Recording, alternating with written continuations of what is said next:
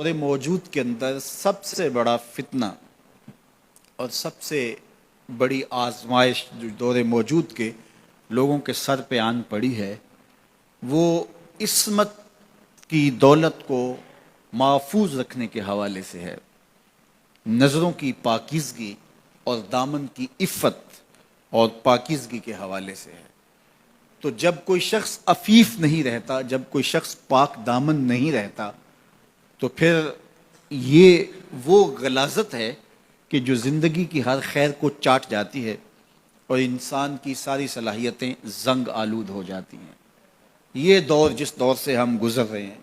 یہ social media کا زمانہ ہے، اور سوشل میڈیا میں جو رتب و یاب موجود ہے اور اس کے بعد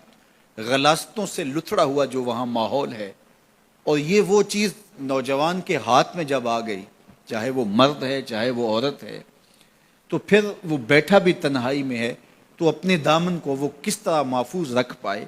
اور اپنے خیال کی عفت اور پاکیزگی کا کیسا سامان کر پائے۔ ہمیں سورہ یوسف یہ سبق دیتی ہے کہ ساتوں دروازے مقفل ہوں اور کوئی دیکھنے والا موجود نہ ہو، اور حسن قدموں میں بچھنے کے لیے خود بیتاب ہو۔ ایک یقین اور ایک عقیدہ ایسا ہے جو دامن پہ ایک دھبا اور ایک چھینٹا بھی گناہ کا نہیں پڑنے دیتا، اور وہ یقین یہ ہے کہ میرا اللہ مجھے دیکھ رہا ہے۔ ہمارے معاشرے کا ایک بہت بڑا مسئلہ حسد ہے، بغض ہے، کہ باہمی حسد نے ہمارا سکون چھین لیا ہے، ہمارے قرار کو لوٹ لیا ہے۔ چھوٹے سے لے کر بڑے تک حسد کی آگ میں جل رہے ہیں، بھائی بھائی کا گلا کاٹنے کے لیے تیار ہے، اور قومیں ایک دوسرے کے ساتھ حسد میں مبتلا ہیں۔ علماء کا طبقہ ہو یا فقراء کی جماعت ہو، درویش اور فقیر لوگ ہوں یا تجار کا طبقہ ہو، آج حسد کا دنیا کے اوپر پہرا ہے، اور حسد اور بغض اور کینہ اور نفرتیں اسی کا دور دورہ، اس کی حکومت چل رہی ہے، اس کا سکہ چل رہا ہے۔ حکومت کے ایوانوں سے لے کر کے فقیر کی جھونپڑی تک آپ کو حسد کی ہی شہنشاہی دکھائی دے گی۔ سورہ یوسف ہمیں بتاتی ہے کہ حاسد کس طرح نامراد ہوتے ہیں اور محسود کس طرح کامیاب اور بامراد ہوتا ہے۔ جس سے حسد کیا جائے، اور حسد کرنے والے بھی کوئی بیگانے نہ ہوں، حسد کرنے والے اپنے سکے بھائی ہوں، حسد کرنے والے پیغمبر زادے ہوں، لیکن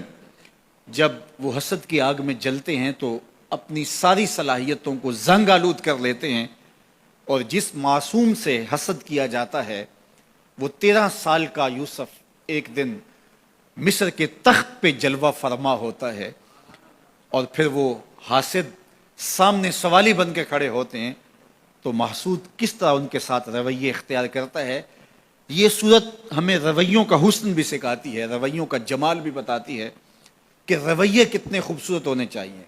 تمہارے ساتھ اگر کسی نے اچھا سلوک نہیں کیا تو جب تم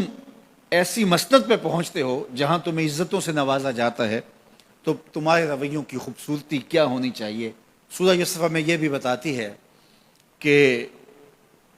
عزتیں اللہ کی عطا ہوتی ہیں، اور جب کوئی بندہ اللہ پر کامل بھروسہ کر کے بیٹھ جائے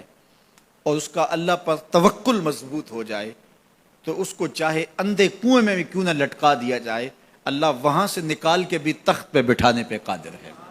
علماء تفسیر نے لکھا ہے جو سورہ یوسف کو سمجھتا ہے، سورہ یوسف کی تلاوت کرتا ہے، حاسد اس کا کچھ نہیں بگاڑ سکتے۔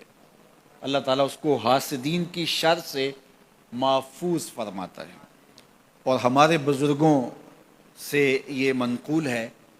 کہ جو سورہ یوسف تلاوت کرے اس کے بیٹوں کے یا بیٹیوں کے رشتے نہ ہو رہے ہوں تو وہ روزانہ کی بنیاد پہ